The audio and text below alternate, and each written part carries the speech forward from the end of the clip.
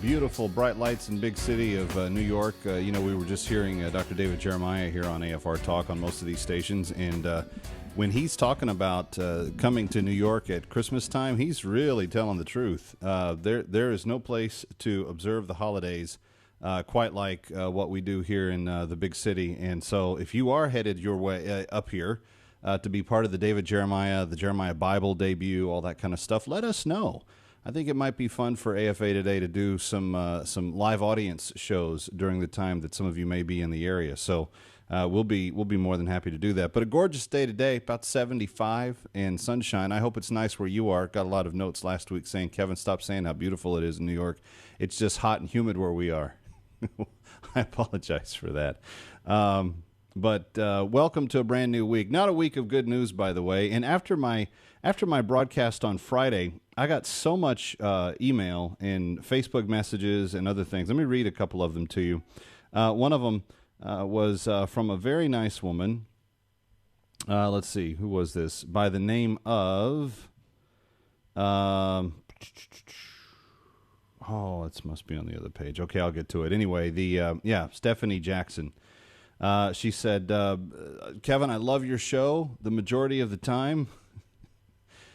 Majority of the time's in parentheses with 3 exclamation marks after. Is that good or bad? Like the majority of the time, but when I don't know. Anyway, she said, I love your show, but today was exceptionally sad. She's talking about the Friday edition of AFA Today last week. She said, I tend to be generally a pessimist. Yes, as a Christian, there's no excuse for that. And then there's 3 more of those exclamation marks. But on the marriage issue, she said, I believe there is still hope. Marriage between a man and a woman cannot be dead. More exclamation marks. This coming from a woman whose husband walked out on her and their 8 children, 20 to be exact, years ago. God is still on the throne, and I'm praying he will shake up the church, and we will wake up and be stronger and more committed. God bless you, Mr. McCullough, and your precious family. Sincerely, Stephanie. And Stephanie, I appreciate you taking the time to write. It's always very touching to me that people take the time to respond in a personal way to stuff that we talk about on the air. But I've got to tell you, I do think that I was right on Friday's broadcast, and I think that today's headlines demonstrate some degree of that rightness. Because when you are looking at what they highlighted in the AFA News at the top of the hour, you're beginning to see what should be the immediate crumbling of the culture under the weight of the agenda that is being put forward by the other side, the agenda to undermine everything that we've talked about. And friends, it's happening faster than I predicted. It's happening faster than you can look at. Christie, not just saying today that he's going to sign this effort into law, but if you go to afatoday.com, I've got a big picture of the big man, and he's there hitting the lectern and pointing his finger at somebody in a typical news conference style of Chris Christie. But in the story that I've linked there from the New York Daily News, he not just says that he's going to sign this reparative therapy ban into law, but he adds a signing note. And signing notes I always think are kind of interesting because when a governor or a president just signs a bill, they put their name down and that's it. And you don't really know anything other than he signed it, which made it become law. The honor of his signature makes it law. But when they add signing notes, now it's like their own little PS, their own little information, their own little opinion, caveat, completely unsolicited and put there completely voluntarily. And he said in his signing note that he added to it, well, first of all, he's going to sign the bill today at some point, barring licensed therapists from what you've heard pejoratively referred to as conversion therapy. And this is only the second state of 50 that are going to do this. California being the only other one that is going to ban, that has banned conversion therapy. But it's happened fast, and it's happened in the last few months, and it's happened while the national marriage debate was happening. Friends, you got to see all of this stuff in its context. The dominoes are all lined up.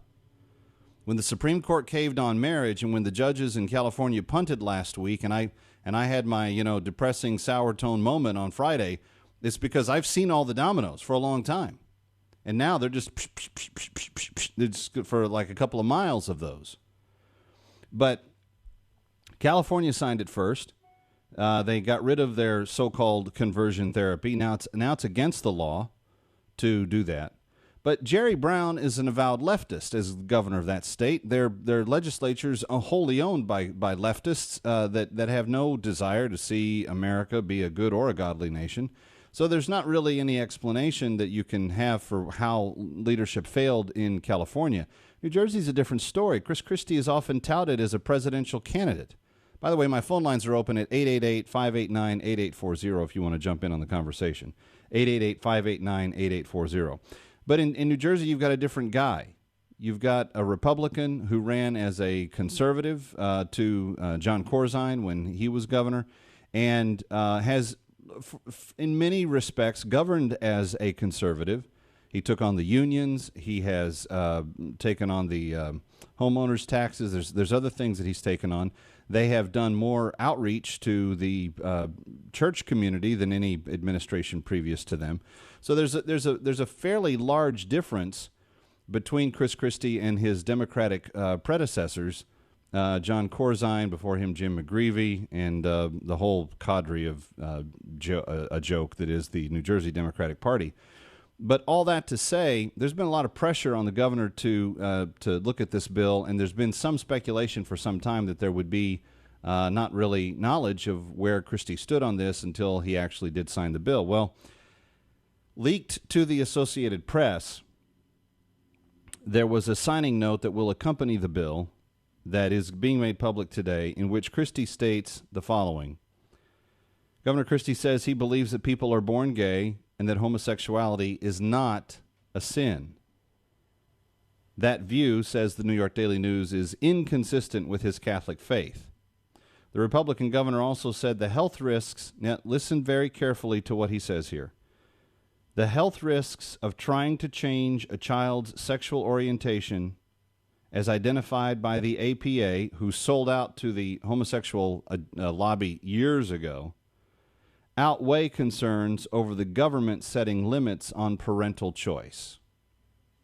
So he's saying over here you got this issue of the safety to kids and what the APA says, because the APA knows how to raise all their children so much better than we do.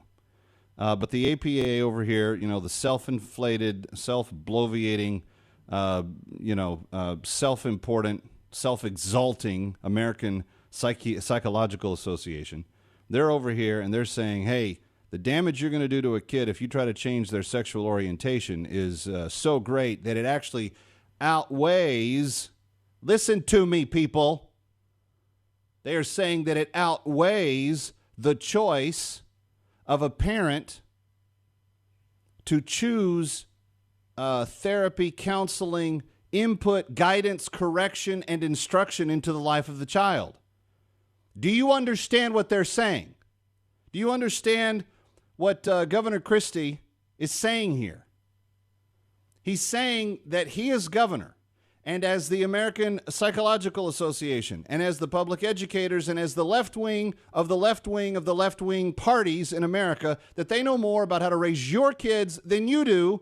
And if you happen to disagree with them, if you happen to have some sort of faith-based objection to a child's acting out sexually in a certain way, that they are wiser than you to know how to deal with it. This is how far it's gone. And people wonder, Kevin, why were you so mealy-mouthed on Friday? Why were you so depressed? Why? Because I see all this coming. That's why. Now the hand that rocks the cradle wants to raise your child and wants to tell you what you can and cannot do when it comes to the raising of your child as it relates to limiting that child's sexual activity. Child comes home from school now and goes, well, I'm a boy, but I can get into the girls' locker room if I'm saying I'm a girl tomorrow. So, Mom, I'm going to borrow a dress. I'm going to go to school. I'm going to dress like a girl so I can get my freak on looking at all the girls in the girls' locker room. And you know what? There's nobody that can stop them. Maybe not even you now. Because if you try to say, well, son, I don't, first of all, that's immoral. We don't do that. Secondly, not really wise. Thirdly, you're setting yourself up for potential problems, and the girls in the locker room for potential problems. All he has to say is, stop trying to convert me. You're trying to make me go through conversion therapy. You're trying to change the way I view myself. I'm being a little dramatic and a little extreme in the example, but friends, the truth is this. If the governor, who normally would say that he believes in the Constitution, has been able to be co-opted away from his Catholic faith to say that this is what he's he's going to sign this because he believes it's the right thing to do. Friends, that's supposedly the good party, right? That's the Republicans. This is why I don't wear a jersey in these battles. Wearing an R or a D doesn't make you good or bad. The character that you have inside is what determines what people say about you. And that's determined by the behavior that you exhibit, and that's determined by your belief system, and that's determined by how you think. So, having said all of that, gay activists have been the ones that have been pushing for this ban. They don't want parents to be able to say to a child, you may not be, you may not have to give into this. You don't have to indulge this. And what this does is this opens the way for pedophiles, older men, to molest younger boys. And when the boy grows up somewhat confused because he's had one of these experiences, to begin acting out on it. And who knows, maybe he's even to act out on it on other young kids, because we've now seen in recent days in several cases in the news where people don't even think that that's that big of a deal. There's a whole bunch of teachers, part of the teachers union in northern Michigan, that want to defend a pedophile teacher because it was just an eighth grader and the teacher, and because it's just an eighth grader, it's not like it's a real kid, and who knows, maybe that eighth grader's really gay, and so we can't really say.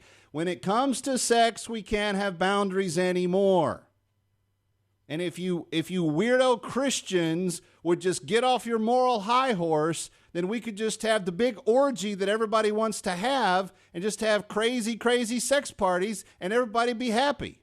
But it's you Christians, it's you narrow-minded bigots that say Jesus lives, that's the problem. And so what we must do is we must punish you. We must take away all your rights. We must put you down where you belong. You bigots. Not going to happen? Kevin, you're so sad. Why are you so sad? Why are you so depressed? Not going to happen? All right. Well, we got the, as they call him here in New Jersey, we got the fat man signing on to the gay bill. That's what they call him. He's walked around talking about how he's going to bring the state back, everything else. Yeah, okay. He just took parents' choice away from them. 888-589-8840. Your thoughts, your comments, your reactions to this, and how do we begin to put a strategy in place to address this?